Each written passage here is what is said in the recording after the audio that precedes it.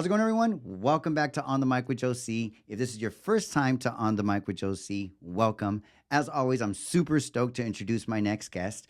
She grew up in the city of La Puente and Hacienda Heights, has owned an insurance office, was a cosmetologist for 15 years, has been a barber for 7 years, was once part of the Clip Joint team in Covina, owned her own barbershop in La Puente the last 5 years.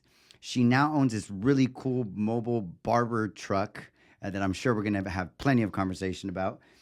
She's my old teammate. She's my friend, and she is now a mom. I'd like to welcome and introduce to you Cousin Patty. Hi, how are you? How's everybody doing? I'm so excited to be here. Couldn't have been. You know what? I've been trying to do this with you for a minute too, right? I think we've been trying to figure it out. And something that actually just came up for me right now as you said that, which I'm not sure I've ever said, which is I just want to say thank you for the experience that you and the What Up Partner crew were giving me when I was talking about the podcast. About wanting to do right? it. About wanting to do it, right? Like, wow, that's such I actually didn't think about that till like this moment right now that like this was what, like a year ago. I think right? so. Like yeah, a year ago. I wasn't even pregnant then. No, you were not. That's you right. Were not. You were I remember not. In and Out that day. Yes, I brought In and Out. That day. So for those of you guys who may not know, I was actually on. I was a guest one of the times for a live radio show that the What Up Patna podcast crew does. That was freaking awesome, by the way. It was like live. They had it on Instagram live. People were like commenting and chiming in. Like we were taking shots when somebody would say the word pineapple or something like that.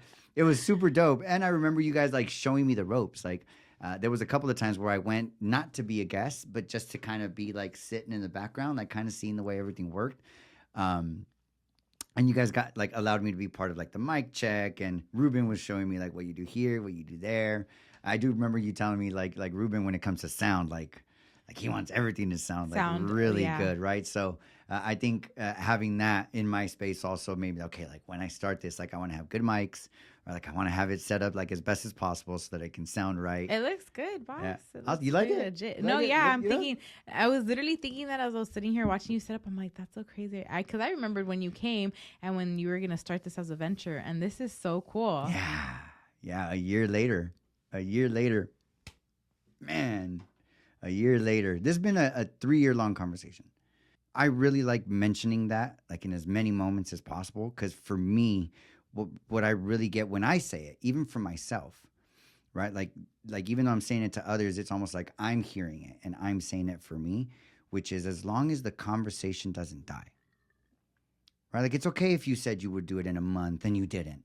Well, that's like me and my barber truck. I've been talking about doing that for, I want to say, 6 years. I've been saying I want to figure out a way to give back to the community, and I'm still working on it. I'm still working with it, and I'm still learning new things with trying to get my idea out there. What has Cousin Patty's life been since the Clip Joint? Since the Clip Joint, like what have you been up to? I think having a barbershop, I've been teaching barbering, cosmetology, and esthetician. I've been teaching people. I basically teach anybody anything they want to learn. They just hit me up and be like, hey, Patty, I really want to learn this. You know, is there any way you can like let me shadow you, or can I? That's another way I give back also too. Do you charge for that? I don't. So you do education. I mean, I get paid for education at the 2 schools. And when people shadow me, I don't charge them to shadow me because they're shadowing me. You're just learning. Watching it. You're gonna. I don't have them practice on. If they want to bring in their own person and want me to stand with them, then I will charge them. And I charge them minimum. I'll be like, I'll charge you 2 haircuts an hour. You know, because I would do 2 haircuts in an hour. So, and then they're like, oh, okay. Or if they want me to teach them SMP, okay, you're buying the ink, you're buying the needles. You can use the rest of my stuff, but you're buying that stuff, and you bring a model, and then you can pay me, you know, a certain amount of however long that they do. Whatever they charge their person. Got it. So then you, just so that I'm clear, you do actually charge for like. I work with it. If people were to come to you and say, hey, I want to learn SMP, SMP, I want to learn barbering, right? Like you do have like kind of a little bit of a system where you can say, okay, cool. Like for this, I can charge you this much. For this, Yeah, I try not to like rob people because when you're a student, you don't really have all that money. Robbing is perspective, by the way. Subjective. Okay. Robbing is you're subjective, right. You're right.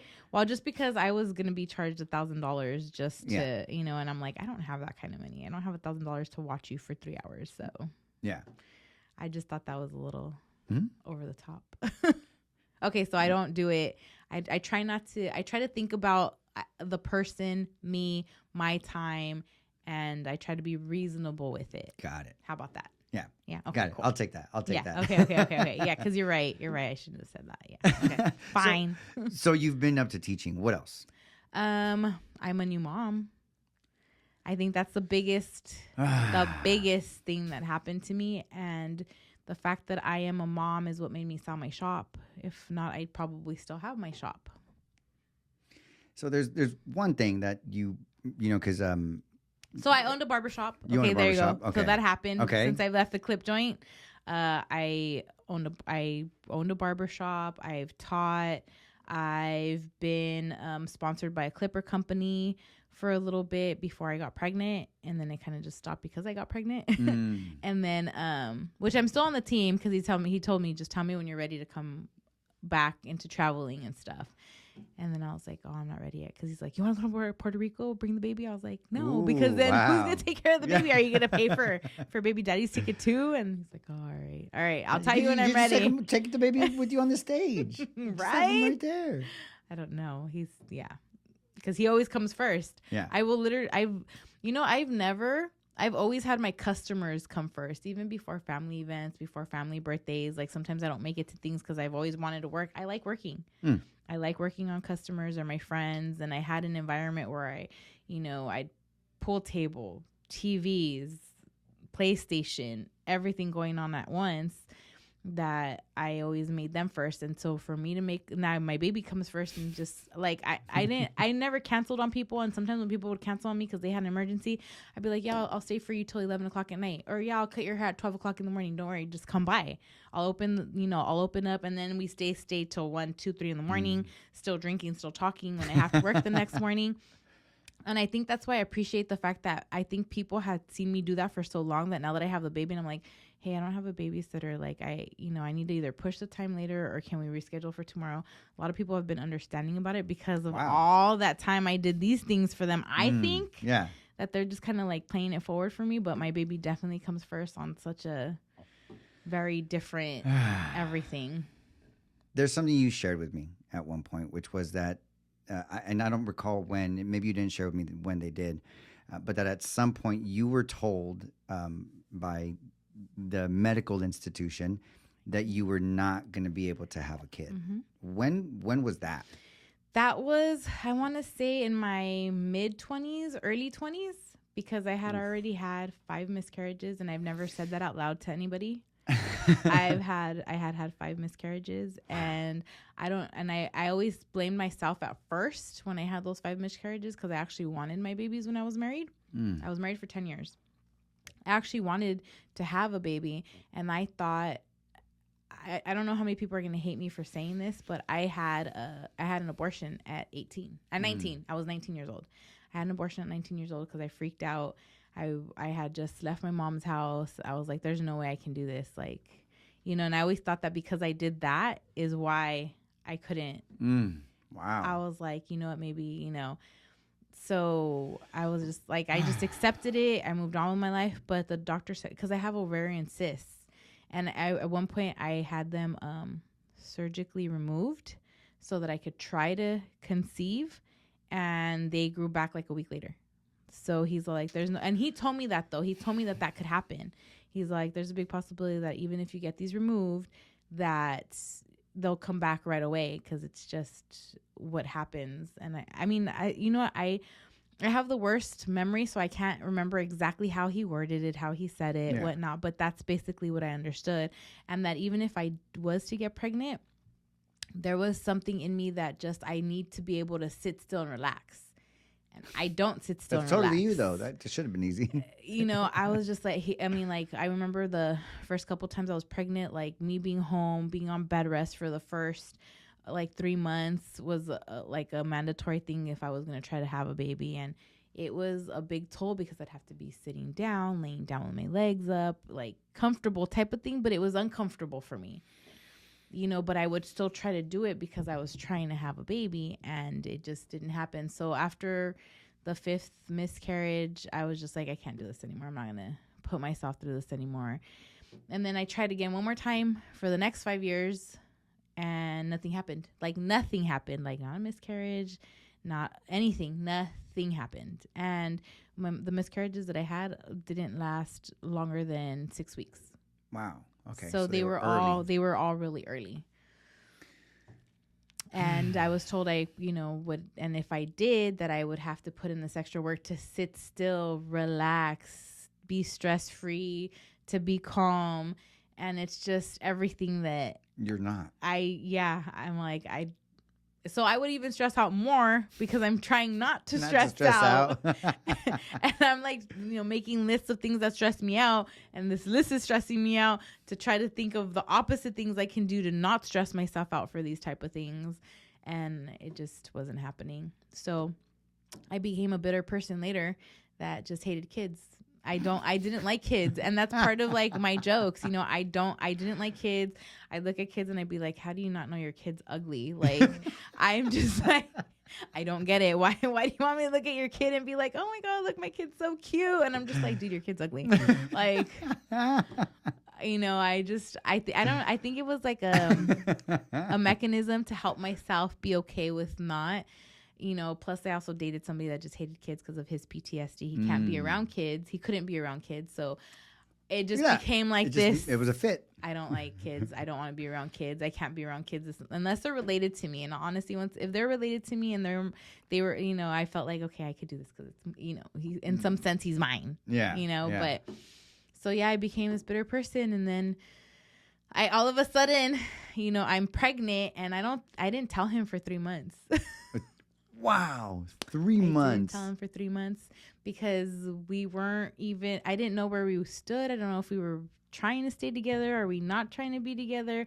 Was this just we were friends and we hooked up and it was cool, but we're still friends? I'm just like, do I want to have a baby with somebody that already has 3 kids? This means, I thought about all of it. I thought about, if I have this baby and it doesn't work out with this person, he becomes a state baby. And that means I can't ever leave the state. He's going to be like 50-50 for him, 50-50 for me. I can't move out of state. Like a judge would have to see all that. Like I thought about all of it. I'm like, do I want to tell him? Should I just sell my shop and leave now? Have the baby in another state? Because if I have the baby in another state, it's already done.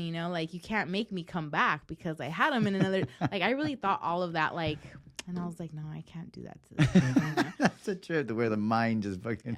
Like I should just leave. Because I didn't want to stay in California. Yeah, no, I get it. Like this is not where I saw myself. And now I'm going to be stuck here for the next at least 16 years. If anything. Unless baby daddy moves with you. That fool's not moving. He has 3 other kids that want to be here, has their mom and, and I get it. But it sucks for me because this is not where I saw myself. My brother was telling me, hey, in 5 years, we're leaving. We'll go to Oregon.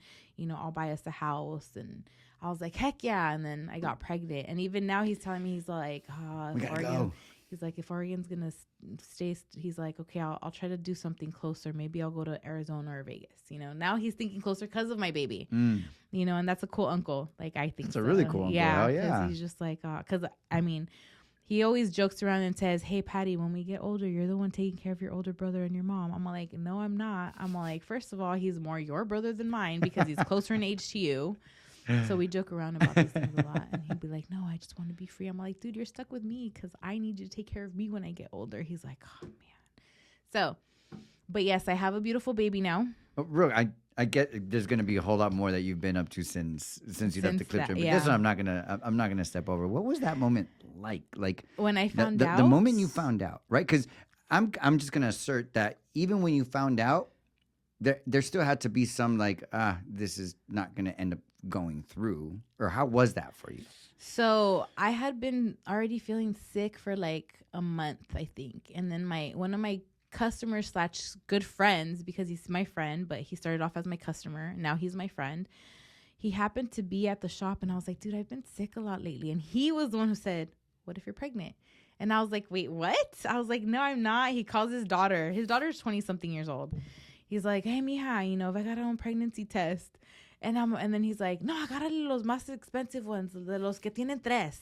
And I'm just like, oh my God. And I'm like here freaking out. He's like, cálmate, relájate. You know, I was already done with his haircut. He was waiting for his ride. His daughter had the car. She went to the bank to get cash. And then she also went to the store to get us sodas. So he's like, go get us, you know, pregnancy tests. And she comes back and, you know, she's like, here, I got 2 of them, you know, so you have 6 just in case. Damn. Okay. So they wanted to make sure. Yeah. And so I went and I was like, I didn't look at it. I had them put gloves on in case they wanted to touch the stick for me. They wanted to be there with me. The shop was closed. It was just us 3. And they're like, okay. Yeah. So he's like, are you ready to find out? And I was like, dude, just tell me. He's like, you're pregnant. And I was like, I just like sat down and they delivered these in a brown paper bag. So I remember going, and then I was like, oh my God. I was like, okay, wait. I'm like, no, this, and then that's the first thought. I'm like, this isn't going to stick. So I'll just, you know, and then I'm like, I can't do this. I'm too old. I have fibromyalgia. I'm like, I suffered through depression. I was like, I don't think I could do this. You know, my back hurts from the 3 bulging discs. My knee hurts. I was like, am I going to be able to do this if this even does stick? Like, these were all the things going through my head at that moment. And everything that I'm saying, as fast as I'm saying it, felt like it dragged to an hour for each thought, even though it was really just a few minutes. But I was like, I don't think I could do this. Like, I don't want my baby to be, you know, 20 years old and I'm 60, you know, like my mom, and, you know, my mom's not there for my baby. I'm all like, I don't know if I can handle this. Like, that just, and then he's like, you know what? He's like, don't make a decision right now. He's like, hay muchas mujeres. Okay, let me say that in English. You can say it in Spanish. He's like, hay muchas mujeres, mija, que tienen hijos. You know, hay los que están drogaditas, tienen 50 años en la calle teniendo hijos. Yo veo estas cabronas que tienen 5 hijos y ya tienen 55. Y si ellas pueden, tú vas a poder. Y aquí estamos nosotros. Mira, aquí está esta no trabaja, ella que te cuide el niño. Que se venga acá a cuidarte el niño. Tú puedes hacer esto. And I'm like, and then he's like, ¿quieres un niño? And I was like, I'm all like, I didn't, but... And I told him, and because I talked to him in English, and he responds to me in Spanish. You could say the truth. You answered and you said, I fucking hate kids. Yeah, and I said, I was like, you know what? I don't like kids. I'm all like, but he's the one who pointed out, he's like, you don't like kids though because you knew you couldn't have one. And he already knew that story about me. Yeah. So he's like, you didn't like kids because that was you protecting yourself from the fact that you couldn't have one. He's like, do you really hate kids? He's like, I've seen you with kids. He's like, I've seen you with my kid. He's like, you're not bad with, you don't hate kids. He's like, I've seen people that hate kids. You don't hate kids. And then I just like sat there and thought about it. Like, I mean, I knew he was right, but I didn't want to accept that he was right because I also still wasn't sure if I could keep this baby. Like, I didn't want to, like, you know, but I was like, yes. And I was like, okay, well, I'll see what happens. And I started going to my doctor appointments. Everything looked fine. They're like, no, you're fine. Like, why would you think you can't, you know? And I explained my history. I got them all my doctor reports so that they could read over everything. They're like, oh, okay, you know. Okay, so that they had but they said, no, you're fine. Like, everything looks good. The only thing I can suggest is that you rest and put your legs up every chance you get. You know, don't change anything in your life. He's like, if you go running, you can go running. You can go jogging. You can, you know, I want you to live your life normal. Don't stress yourself out. Don't overthink everything. He's like, you're fine. Just come every, you know, whatever your doctor's appointment, try not to miss those. And I was doing that. And then finally came the 3rd month because that's what I was scared of. I was like, he's like, you're, you know, once your 3 months are here, you're in the clear. You're going to be good, you know? And I was already at, I think, 2 months. So I was like, okay. So I didn't also tell, it's not that I didn't tell him for 3 months. I didn't know for like a month and a half. Got it. But then the next month and a half, I was just like, that's where I was thinking, like, do I want to go to state now? I mean, we're technically not together, so I could totally leave with my baby. And, like, I could leave my shop. I don't even care about any of this. I'm like, I could just go. Go. Brother, let's go to Oregon. You ready? Yeah, I'm like, I'm ready today. I'm like, you better, like, you know, sell all your stock for Apple and let's go. And he did tell me he would too. So I thought that was cool. But I knew I wasn't going to do that. I think I just... It was just a thought. Yeah, you thought it. Yeah, like I was like, I need to think these things. No, I didn't do it. And I literally told him after we left, I remember we were at Sizzler's. We had just had dinner with one of his friends. And I literally told him in the middle of him crossing the road when we were leaving like one of those like island type of where you had to cross over to the other island because we were like across the way from, I forgot what street it was on. But I remember him stopping in the middle of the street and then he reversed. He's like, what did you just say? I'm all like, pregnant, by the way. We had just gone into a fight. I was like, you know what? I'm mad at you anyways. I might as well just tie you. I want to give him another like punch wherever I could. You know, I'll let you stress out about this too now because you're making me mad and you're not making this fun for me to tie you. So I told him like that. Wow. He's yeah, and then he reversed. What happened? Yeah, what was that? He reversed. Oh man. So, and you just fuck it, I'm gonna tell you just to piss you off. I don't know if it was to piss him off, but I wanted a surprise. I wanted an ultimate like, you know, fuck it, here you go. Here you go. I'm gonna tell you. It's on my way. When would you say into the pregnancy? Was it at the 3-month mark, or when was that point where you were like, this is gonna fucking no, like, because you went from not being able to have one, right? And like you say, even when you first found out, you were like, I don't want to get my hopes up, right? Because what if this is a thing, right? Even after the doctor said like you were fine, you were still kind of like, When would you say was that moment where you were like, this is gonna fucking happen? At 7 months. 7 months. What was that the moment of that experience? The moment of that experience, or the experience of that moment. I remember still hating life because I was sick every single day. I was sick. That's why my friend went to go get the pregnancy test. He's like, maybe you're pregnant, because he knew. He kept hearing me for 2 weeks. I'm throwing up. I don't feel good. My head hurts. My body hurts. Everything is just in pain. I remember I hated life all throughout my whole pregnancy. But at 7 months, when I could feel him kick, I knew it was a him. I knew he was coming, and I was excited that he was coming. But I had to tell him like, hey, I'm hating life right now. I don't hate you. I want you. I love you. But I'm not happy right now because I'm sick every single day. So when you hear me being upset or crying because I'm also working full time with you in my stomach, I love you and I hate this experience. This is the worst experience of my life, okay? But that has nothing to do with you in my stomach. Like, I would talk to my stomach like that.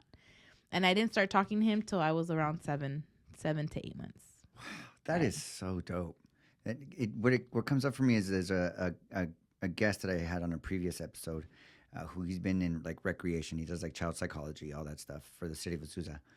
One of the things he was saying was like whenever anything happens in the relationship, right, or anything, to like just have your kids in the know, right? Like just communicate with them, right? He said everybody creates their own story, right? Like these kids, we all grow up with a story, right? Like be part of that story, right? Like if you tell them, if it comes from you, what's going on, whether it's in the relationship, whether it's at work, whether it's your debt, whatever, right? But like if it comes from you to say, hey, this is what's happening with me right now, this is what's happening in life, right? What that does is it allows you to contribute to whatever story they're going to have, because they're going to create one anyway, right? Whether you contribute to it or not, they're going to create one, right? Might as well have a contribution, right? And so like for you to be practicing that even in the womb. I mean, I didn't think about it like that, but I just wanted to make sure he somehow knew, like, hey, this isn't on you when I say it. God, I hate life right now. God, I'm suffering so much, but I'm happy, but I'm not happy. But I'm like... But this is so dope, right? Like, really, like, I get that you maybe didn't see it like that before, and I'm glad that we're both seeing it in this moment now, because I believe if more of us as parents would practice this, right? Practice it, because we're not always going to be present to what we tell our kids. I still talk to my baby now, right? Like, when he doesn't see, because I'm always trying to be happy around him. Like, even when I get into a fight with, like, my mom or something and I start crying and he sees me, I'm trying to smile and I'm like, baby, I'm sorry, I'm crying. And, like, you know, but I tell him, like, everything's okay, though. I'm going to have you watch TV now, okay? And then I turn him around and I tell him it's not you. So, like, I try to make sure he always knows. Or, you know, that thing that you're saying right there. And I've heard you say multiple times already, like it's not you. It's not you. Right? That's the part that I believe is huge when it comes to the communication we have with our kids. Because what do most of us grow up? We grow up telling ourselves that inner voice, I'm not enough. Right? My parents argued because of me. Mm-hmm. Right? Like my parents did this because of me, right? They were mad because of something I did, right? Like being a child of divorce, yeah, I did think all that stuff at one point in my life. We blame ourselves as if whatever's happening out here with our parents is us. You know what? You're right. And at the time, it's also like, I tell my dad, like, yeah, you guys got divorced because of me. I'm like, aren't you a happier person now because of it? Like, and you know what? As weird as it is, I remember my parents getting divorced, and I remember being happy that they got divorced. For some reason, I love my mom. She made me the person that I am right now. I feel like I'm a strong person, and like I could be stepped over sometimes to a certain point till I'm just, once I don't take enough, once enough is enough, I'm just like, I'm going to tell you hasta lo que te vas a morir, you know, because I'm tired of you doing this, and this. And I've noticed it. I let you do it because I'm letting you be your person, and I want you to, you know, see what you're doing. But once I've had enough, it's enough. You know, so we're either going to get through this and we're going to work through it, and you're going to stop doing what you're doing, or you could just bounce. Like, it's up to you. You take that decision, because I could still be a forgiving person. I always tell people anything strong or carácter fuerte is from my mom.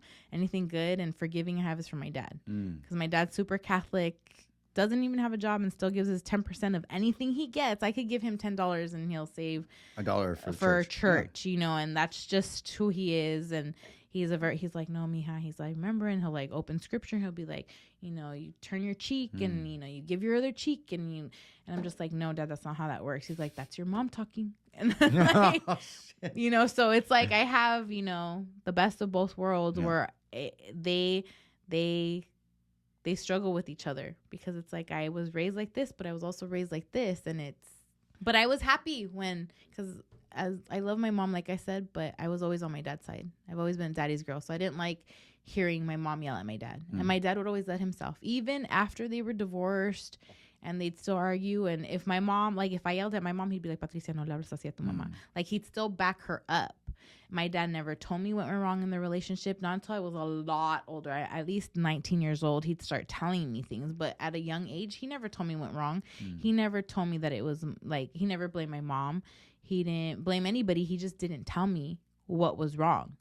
And he was still there for me, and he'd still be like, let's pray for your mom. Let's, you know. So he always set this example, but I was always happy. Once I knew that they were divorced, I was like, yes, like, you know, she's not going to yell at my dad no more. Like, you know, because I didn't like hearing my mom yell at my dad. I hated it. And my dad had a lot of backing me up to do, which is why they yelled at each other. So I always thought it was because of me.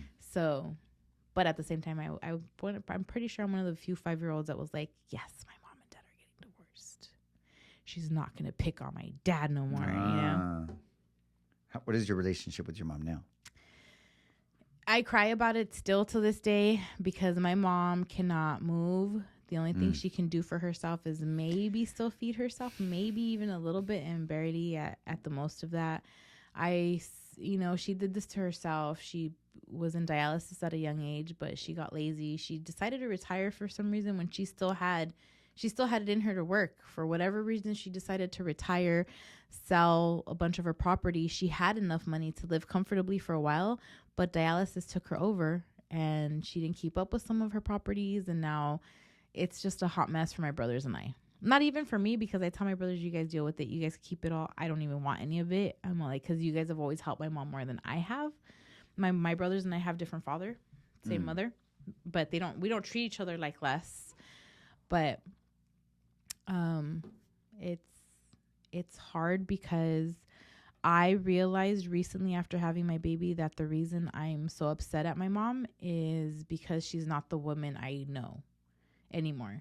She's not this strong woman that's held her whole family with her brothers, her sisters, us together.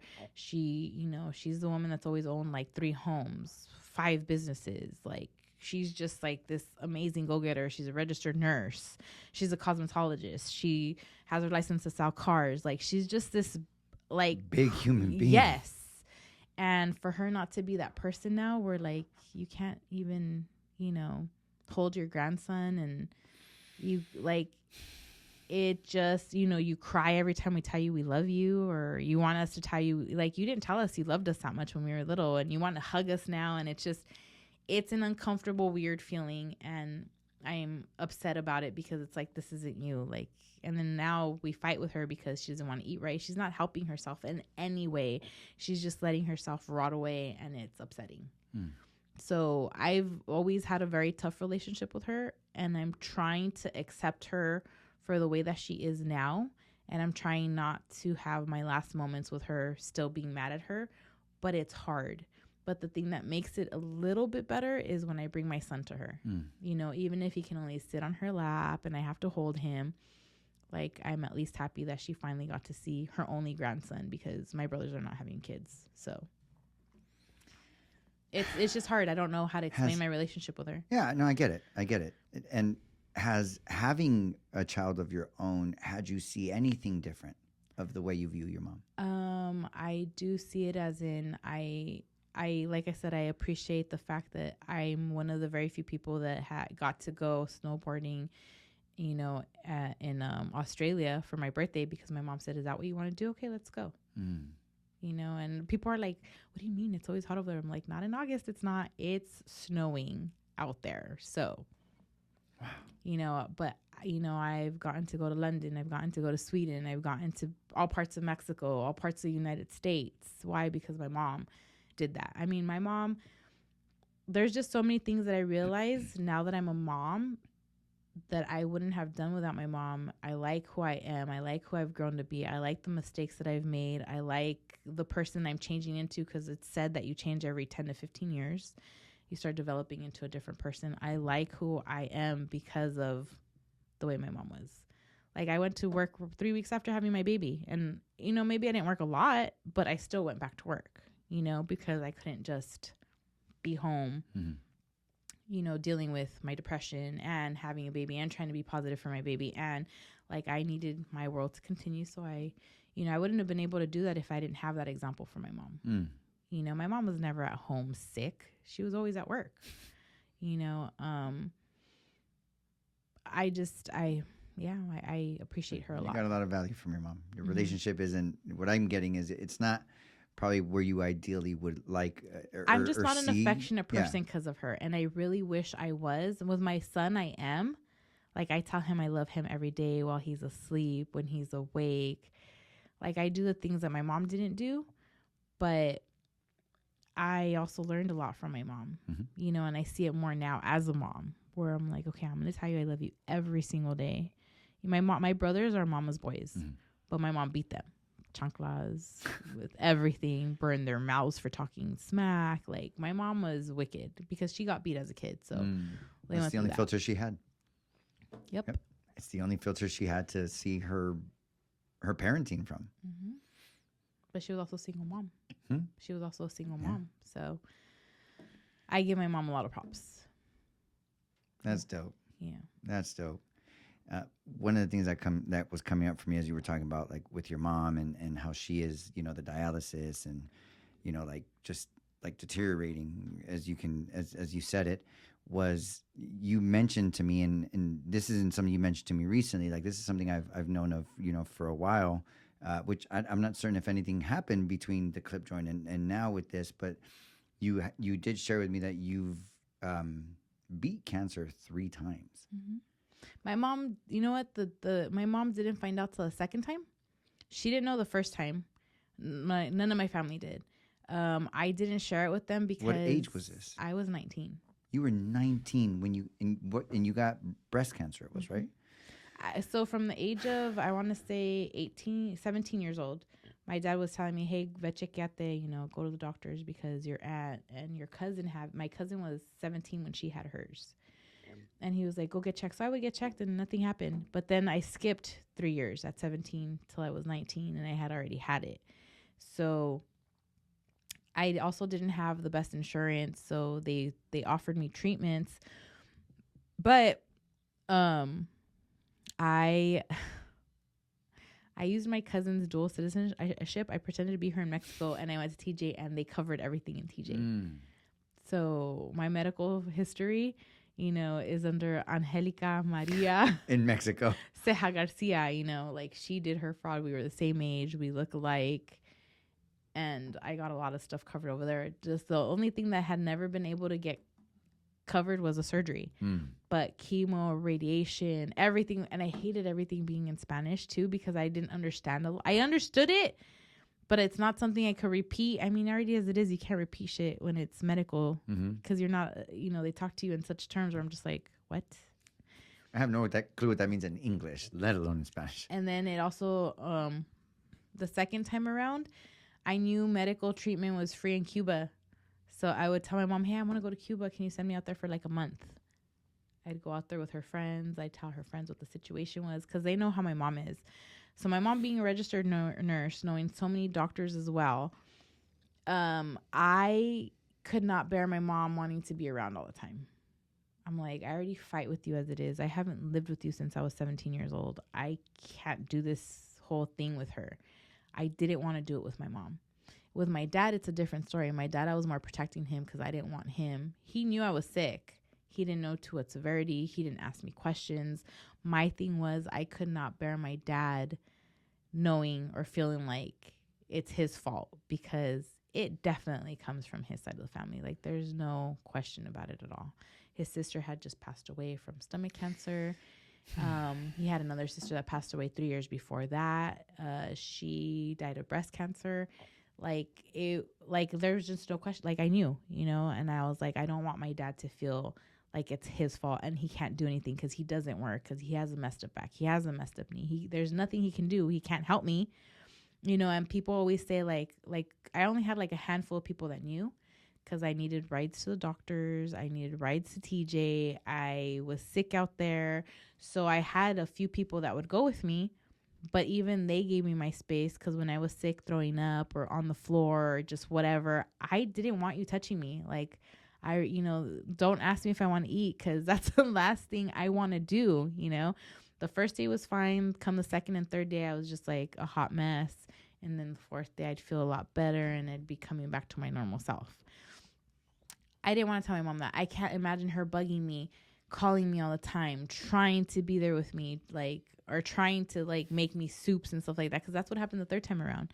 Now she knows, and it's because one of her ex-coworkers told her on accident, because they assumed. Everybody tells me, you could have sued them for, and I was like, no, because that's, maybe it was a good thing that she knew, but she also ended up in the hospital that day because she swore she had a heart attack. She didn't, but she had an anxiety attack. Ended up in the hospital, and she's like, you better call your father right now, and you better tell him. I'm like, I'm not gonna tell my dad over the phone. She called my dad and she told him. So it was just a big thing. She told my brother, she told my sister. They were okay with not knowing, because we don't bug each other like that. But my mom was very over dramatic. She told my dad, but she told my dad in a way I didn't want to tell him. Same thing happened with my pregnancy too, now that I think about it. My mom's just very pushy like that. Like, dude, you guys have been divorced since I was 5. Like, why do you even call my dad? You don't even like my dad. So, but yeah, I was protecting my dad. And I was protecting myself from my mother, because she's overbearing sometimes. Not sometimes. At that time in her life, she was still an overbearing person. And then she finally realized, this is why you would always go with my dad. Te ibas a Cuba y te quedabas allá meses. And, because she introduced me. I started going to Cuba when I was 14 years old. And I know so many people in Cuba. My mom's best friend was from Cuba. Her neighbor, which is where we would stay, is a nurse in Cuba. And she was the one who told me a long time ago. I think I was 19 or 20. She's like, oh yeah, they do free breast implants over here. They do free liposuction. Everything in Cuba is free and she took me to where she works, and there's Asian people there. There's German people there, people studying, because it's completely free. And you have some of the best doctors in Cuba. It clicked in me one day, and I was like, why don't I do this over there? And then I remember calling her, and I told her my situation. She's like, vente, yo te cuido. And I would, at this point, start going to Cuba to get checked, to get medical treatment, because it was all free. And her knowing, because she worked the big hospitals and the education hospitals, made it an easier way for me to get everything I needed to do done. The only thing I wouldn't do out there is get surgery, just because I was like, you know what, this is another country. This is just, I wasn't. Your organs will end up on the black market. I don't sure. know. No, I'm just kidding. It's because that thought did cross my mind. Yeah, of course. I get it. And I'm just like, I don't know if I could do this much there. I mean, I always thought oh, that's free lipo, maybe I can do this. I mean, if I don't wake up, I won't know. Yeah, you won't know. You won't even have a clue. I just will never wake up, you know. But you can die knowing that you help, probably a few other human beings survive because your organs got to the right. Probably, right? I did think that, but then I was like, nah, I'm not there yet. Speaking of that, was there, out of those three events, scares, situation, I don't know, right? But like the 3 times was any of those times, did a doctor ever tell you you're not going to make it? No. But he did say that the first time was the hardest one because I had radiation, so I would have burnt skin. He's like, "You're gonna be fine." He's like, "It's gonna be tough, but this is your medical treatment, and this is what you're gonna have to go through." And he told me in Spanish, and he said, "You just need to hang in there, and we just need to start it now." He's all like, "You're gonna be fine, but it's gonna be rigorous." And I'm like, "Okay, let's just get this done and over with."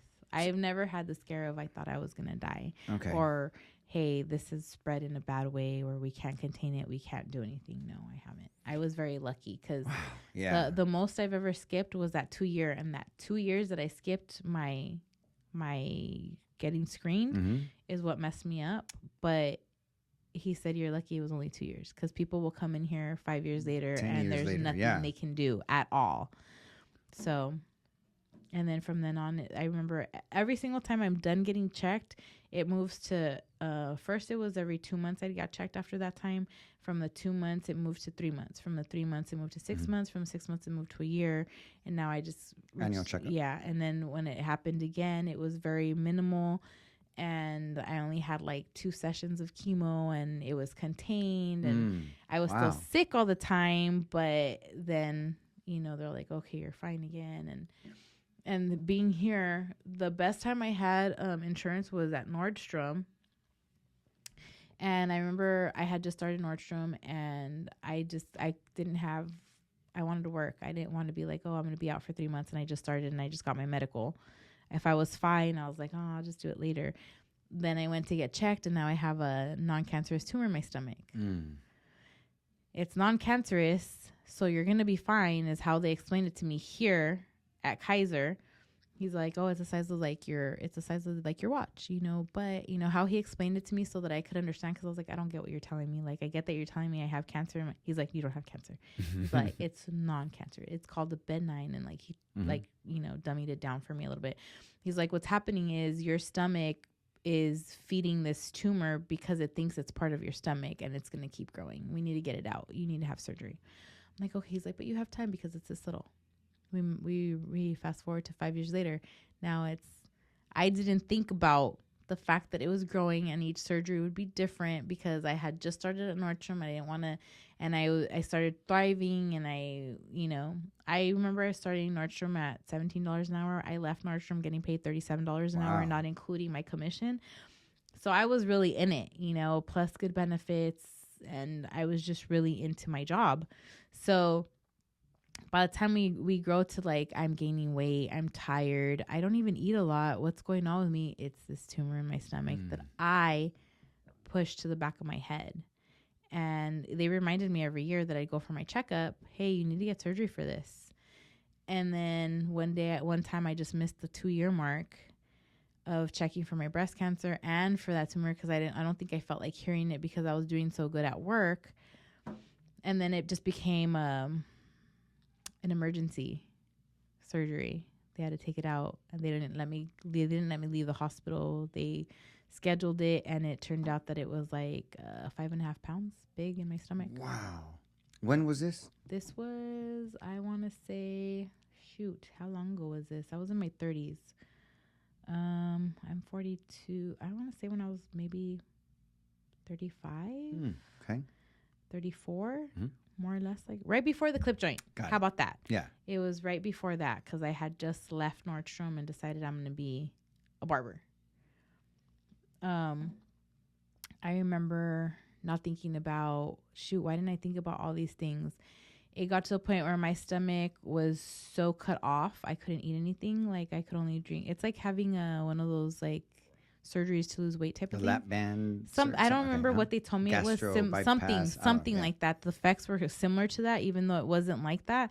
But what messed me up is that because it wasn't that type of surgery, that my stomach was so almost non-existent that they had to wait for me to heal for 2 months, and then they had to go in and stretch open my stomach so that I could eat, because I could not eat. Like I was on broth and I was bones, and I just looked really weird. I think I might have one picture, because I was like, there's no way I'm taking any pictures of myself like that. There might be one picture that exists, but it was just the grossest thing. Like I was just like, damn, this is what a crackhead looks like, or what like somebody on speed looks like. Like it was just very weird. And then I went back to normal, and then now you just have me being a barber now, because I was like, I'm not doing that, working like that again, because it was just too much work. Got it. And this was this one before or after the third cancer? This was it was, so the second one is I was in remission. And then for the third time, it started growing again. But then I went back into remission. So the second one's always been there. It's just I never got it removed. Yeah. So it was in the middle. It was like going into coming out of remission, but then going back into remission, because that's what's been going on with me. But it's at a point where like my cancer is like, I don't know if it's like a millimeter or centimeter at this point.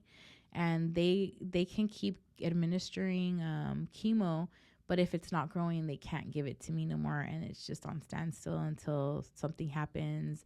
At this point, I could actually get it removed now that my Medi-Cal actually covers that. But I just, it's been okay. And it's so small that the doctors are like, you're going to be fine if you don't want to. I don't like surgery. I don't like the thought about going. That's why I never got my...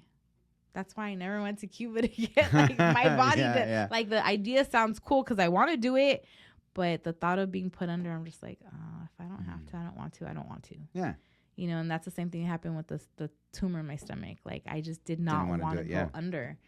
And so if it's not bothering me, like he's like, it's a possibility. It might also just go away.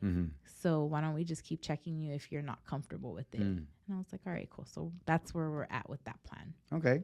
And I'm sure you're a very busy person, right? You said you owned the barbershop for 5 years or 6 years? It was going into 6 years. It was How was that? Right, because I don't know if you and I have sat down really like to that's have what a full-on happened after. conversation about That's that. exactly what happened after the clip joint. I just decided, you know what, fuck it, let's just do this. I want a barbershop of my own. I wanted a space of my own. I wanted a place to be able to party. I wanted a place to live out of. I wanted a place to I wanted it to all be what I thought in my head. Like I wanted to give good customer service in a different way. And I wanted to bring a fun environment to, other struggling barbers that, I thought, I'll just do booth rent. It'll be cheap. It'll just be like $100 a week. Everybody can afford it. They can all make money. We can all have fun. You know what? Barbers are not that open to that idea because I was already a by appointment. I've always been a by appointment person. Somehow I got that stuck. I don't know where that idea came from. Maybe it happened at your shop. I don't know how. But it was just easier to train people. I would tell everybody that's in my show, let's make an appointment. That way you're not waiting. That way you know when your time is up. I know that with you, the one thing I that did stick was do your appointments at the top of the hour and take a walk in the middle of the hour. So that way you're not, because I did get that from you. Yeah. Because I totally tell everybody that I'm like, oh my God, that is so smart. That's smart structure. And when I got that from you, it just became a thing now. I only make appointments at the top of every hour. And even if somebody books their appointment at 3:30, I message, hey, is it okay if we do it at 4? Or is it okay if we do it at 3? Do you still get that many walk-ins? Yeah, they tried to. They tried to, but luckily I have Raw back with me. So now I'm like, hey, you know what? We can either make an appointment because I have to go with my baby, or you can come with him, or you can wait for me to come back when I'm done feeding my child, and I will fit you in if you absolutely want to wait for me. I have people that want to wait for me, and I'm like, okay, cool. And then I make it work. But I do tell them, hey, it's better to have an appointment with me because I need to schedule my time for my baby. Got it. What did you think managing a team was going to be like, and what was it actually like once you opened up your shop? So people see me as Cousin Patty and they think, oh, she has all these followers and she has, all these things, like she's like a cool barber and, so they think they want to work for me. And they come in here thinking because I know so many people, they're going to come into a shop that's already established and they're going to have all these. And it wasn't like that. And when I'm trying to teach them how I got because I'm the busiest one in my shop. Even now, with only working 2 days, I'm busy as heck till late at night running back and forth from home to the baby. And I thought it was going to be easy to teach people because they wanted to learn from me. It was not like that at all.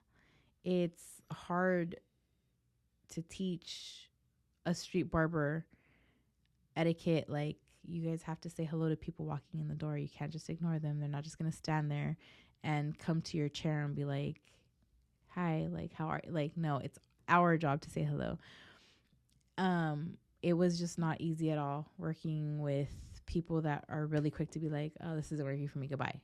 Because they'd rather sit there and have work come to them. Like, I didn't understand how somebody could sit there not making money just on their phone. Like, I had so much of a turnover. I had such a big turnover. In booth rent. In booth rent. Even when I did commission, I had a big turnover. But you know what? I didn't have not one barber, with the exception of one barber. Yeah, I do have one barber that didn't come back. But every single one of my barbers always came back because they like, oh, you know what? It was easier. And like, oh, I get what you're saying now. But it would take everybody like a good year before they came back and understood what I was trying to do. They tried other places and And they're like, dude, it was actually really good with you. And they don't realize that, like, because you get a drink, you get to play pool, you get a big TV, you get the PlayStation, you get to sit down when you want. I'm not going to micromanage you. All you had to do was help me clean. And a lot of the majority of the money goes to you. So, like, why would you not want it? But people don't get it until they're gone and come back. They didn't. But I thought it was going to be easy, and it was not easy to manage people that don't understand the concept of what you're trying to teach them. And what I got from what you were saying is that concept, right, which I also want to make sure I don't make too big because I don't think it is customer service. Yeah. Right? Pretty like much. This thing that I think we all, like, there's so many people who elude this, and it mind boggles me, right? Being in a service industry, right? That, like, communicating. One of the biggest things that I believe is missing in this industry, and not everybody. I've met so many barbers that are like, they talk about customer service. They see the value in customer service, right? And like they run their businesses that way, or they're that way when they're at the shop, and they're usually one of the more busier ones, right? But you also notice, because I've noticed that most of them all had a different career before they went into barbering versus the people that have never had a career and want to be a barber. I've noticed that about everybody that understands customer service. They already worked at McDonald's. They already worked at these other places versus some of my street barbers that come in, amazing cuts, but they don't get, you need to say hello. Like, this is customer service. So what do you say to the ones that have worked at those places before and somehow still believe that the client needs them?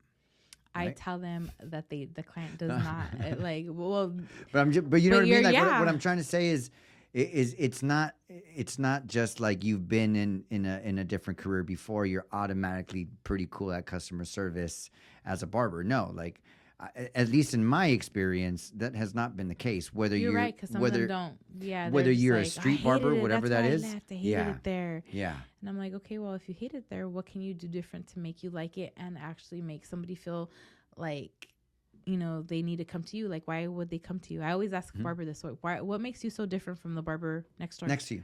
Or next to me? Yeah. Next to you. What makes you better than me? Like, what makes your Instagram better than mine or than the next person? Or how do you approach people? Like, and they always sit there and think about it. And some of them have said nothing. And then I'm like, then why wouldn't you want to make it different? Why wouldn't you want their experience to be different? And then from that moment on, they'd either respect me more. But sometimes, my shop just didn't work for them because they didn't have that clientele yet. Yeah. They didn't have those. So what do? I refer them to Joe. I refer them to Liz's. I refer them to all my friends that have barbershops because they would be a better fit there than with me where they're not where they need to be. Yeah. Because I didn't want people suffering at my shop either. I was going to make my shop happen no matter what by myself because I lived there. So for me, it was a twofer. Got it. So definitely managing a team was challenging. Yes. And one of the things that I really got was just how, like, the barbers are expecting for the clients to just come based off of where they're at. Or they expect me to do all the work for them. Which, again, based off of where they're at, right? And that's what I said it that way because what you described for me was they see my Instagram, they see this, they see that. So by being where I'm at, which is at Patty's shop, I should just automatically have, a flock of people coming to me. right? And that was obviously not the case. No, and I try to explain that to people. I'm like, I worked for Mac. I worked for Lancome. I've been on stage with Egypt where Egypt will yell out, Patty, come and help me pass out these free giveaways. First 5 people to follow her get a free this. Guess how many people just followed me in less than a minute? I literally just had 500 people follow me out of nowhere. And imagine every single time I'm on stage with him when that happens, that's just buildup. Plus, like, I, have had to do teachings for Mac in a big room where there's 400 women there. Out of 400 women, 100 people will follow me this day, and I'm teaching Lancome now this day. Guess what? Another 100 there. Like, these people don't even have anything to do with barbering at this point. Now I just have all these people from God knows where following me that are not making me money. So when you ask me, how do you get that many followers? I'm like, it's really not, it's not lucrative. It doesn't help you. Like, I don't care.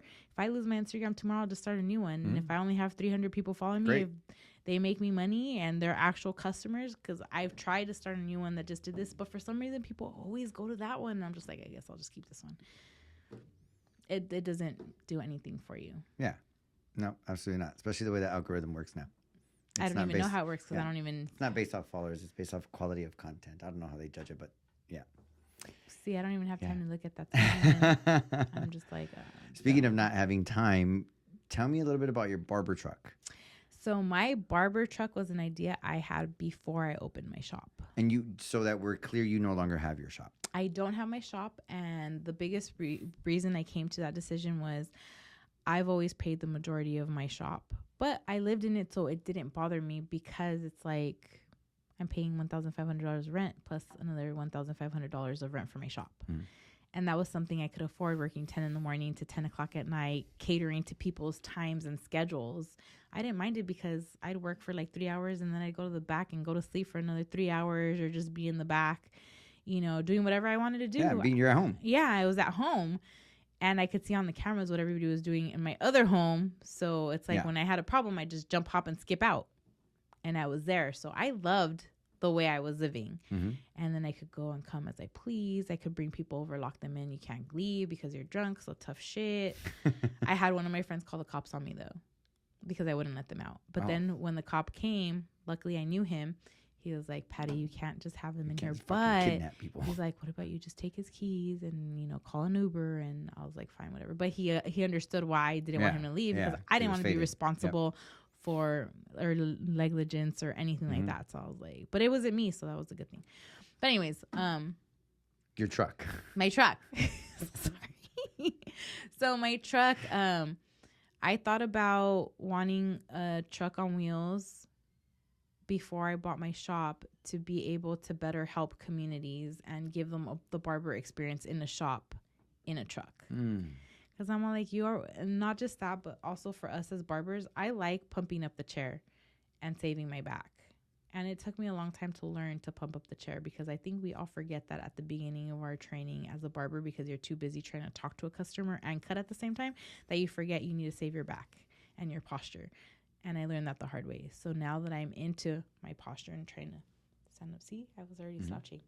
Now that I'm into that type of stuff, I'm like, I care about my back and my bulging discs. I wanted to be also comfortable giving back to the community, which means I have a barber chair in my truck, giving them that treatment that they don't often get with washing their hair on a truck and blow dry and style and haircut and AC. And it's just a moving kind of like a special treatment to somebody. That's what I wanted if I'm going to give out free haircuts to like the homeless or to an elderly person that can make it on my truck or to the vets, I wanted. So real quick, just so that I'm clear, is this truck for business or it is for business? Or is this truck just like as a community philanthropy? So at first, when I thought about this idea, I wanted my shop and I wanted to do it for philanthropy, like just to give out free stuff.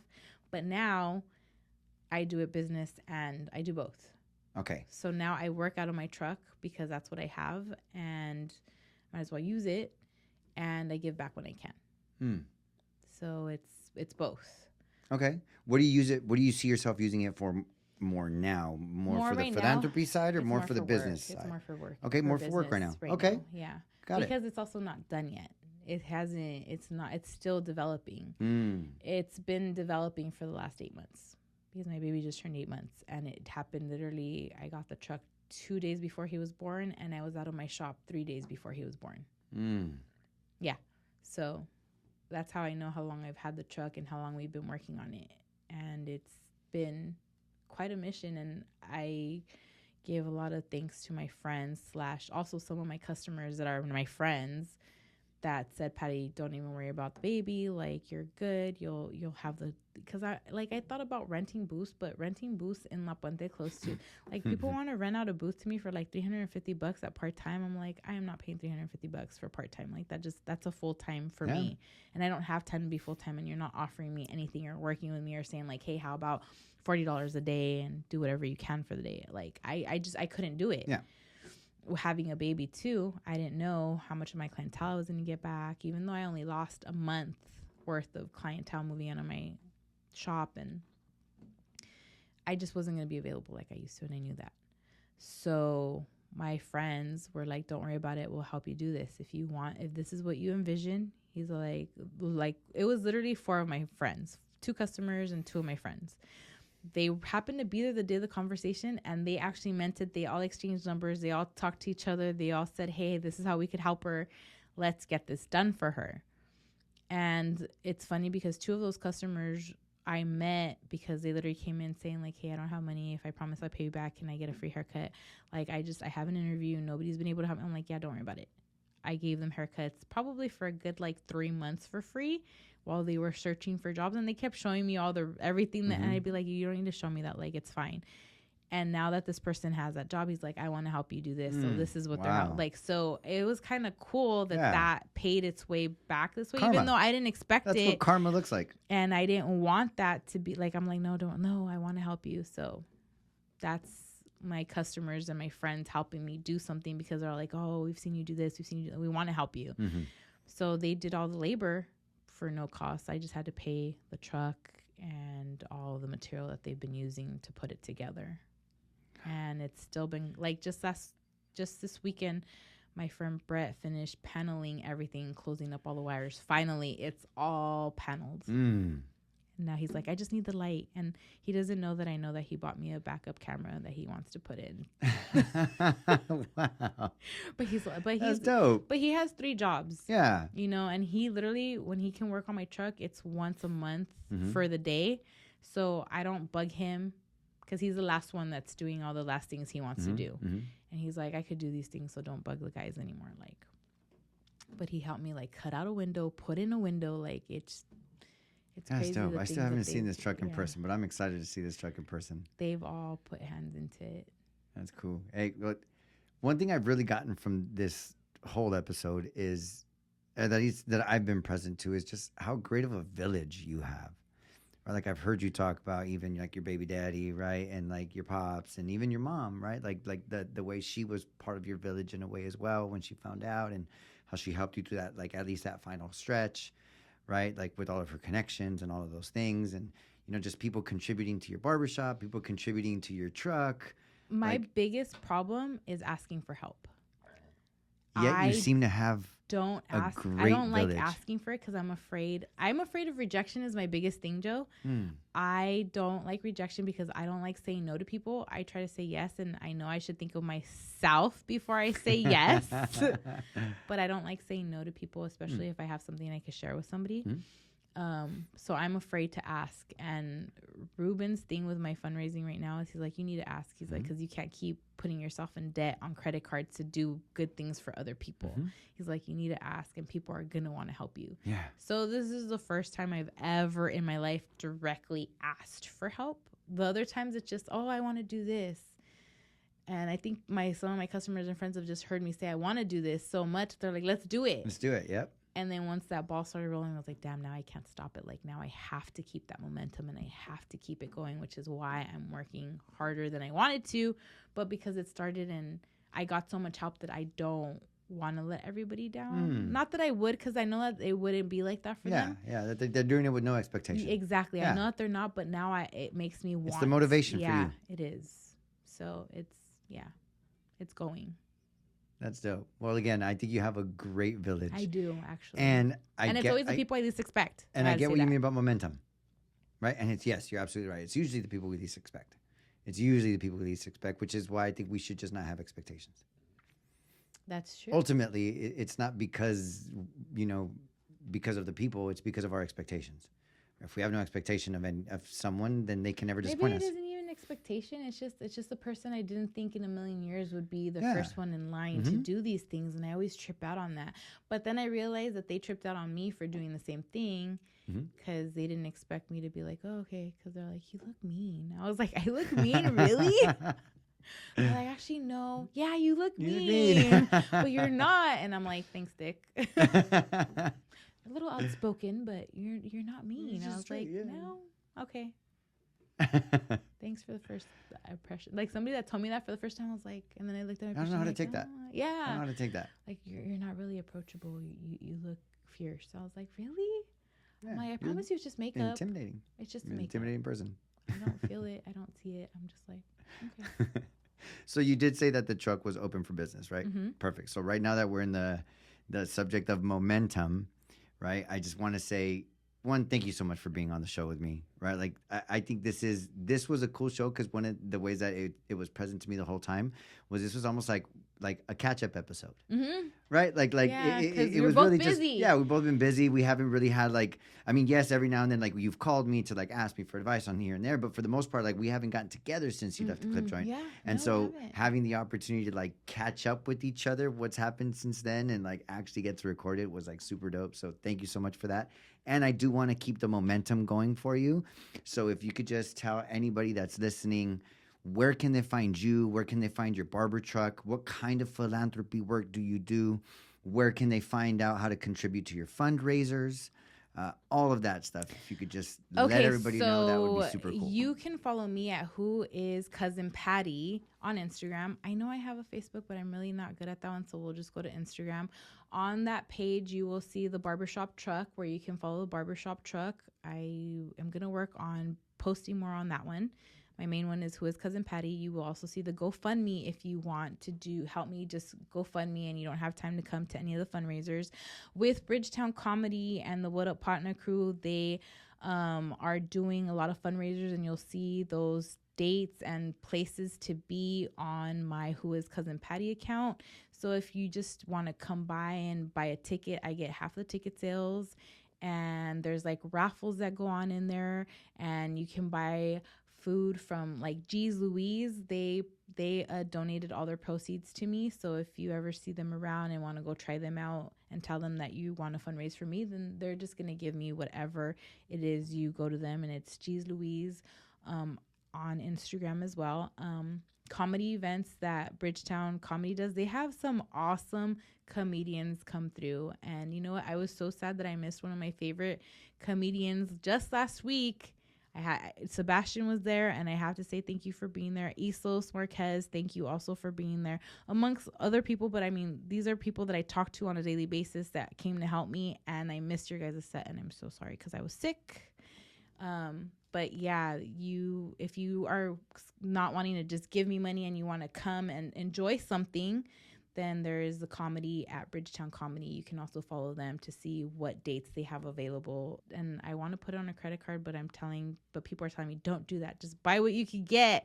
And then after that, whatever I get, I'm going to buy 2 specific chairs that pump up and roll out, so that I can have a bigger team with the truck, and we can go out and give free haircuts to communities like Kids Back to School. We do for the elderly, we do for veterans, and for Skid Row, and for autism awareness as well.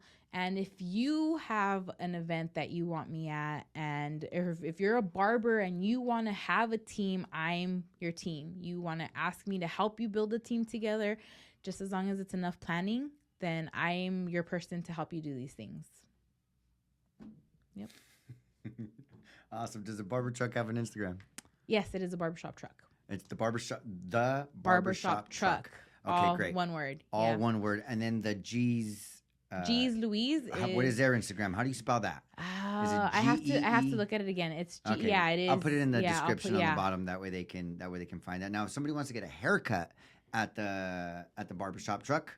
How do they do that? When you go to the barbershop truck, it will have the booking link. Yes, in the bio, and then it'll tell you my availability. Okay, cool, perfect. Well, there you guys have it. If you guys want to get a haircut at the barbershop truck, make sure you guys follow Who Is Cousin Patty on Instagram. Also, make sure you follow the barbershop truck. Yes. Awesome. Also follow the What Up Patna crew. I want to make sure I give them a shout out. Yeah. I want to make sure I give them a shout out. They have a super dope podcast. They do like a live radio show. They do comedy shows, all kinds of stuff. They're also partnered with Bridgetown. Bridgetown Comedy. Bridgetown Comedy is that on Instagram as well. Bridgetown Comedy. Great. So make sure you guys go follow Who Is Cousin Patty, Jeez Louise, the Barbershop Truck, What Up Patna, and the Bridgetown Comedy. Make sure you guys go ahead and follow all of that, guys. Again, it's super dope to have Patty here. Thank you so much for being here.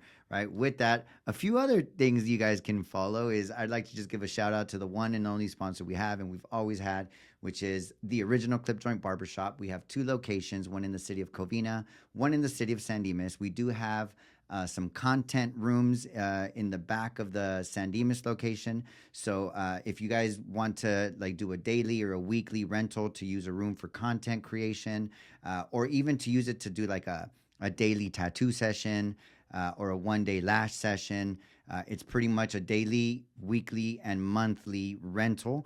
So you guys can go ahead and DM Alley Cat Barberette, which is Jasmine, which is the owner of the San Dimas location. So make sure you guys go ahead and reach out to her if you guys do want to rent one of those rooms out. Again, it is daily, weekly, and monthly. Other than that, if you guys want a haircut, ogclipjoint.com. You guys can always book your haircuts with us at no extra cost. If you guys happen to call the San Dimas shop, Jasmine will personally answer the phone and get you set up. If you guys call the Covina shop, I will personally answer the phone and get you all set up. With that said, guys, I just want to give Patty one more huge thanks for being here. It was a fucking awesome conversation. With that, guys, stay blessed. Smile every chance you get. Tune in, and I love y'all. Peace.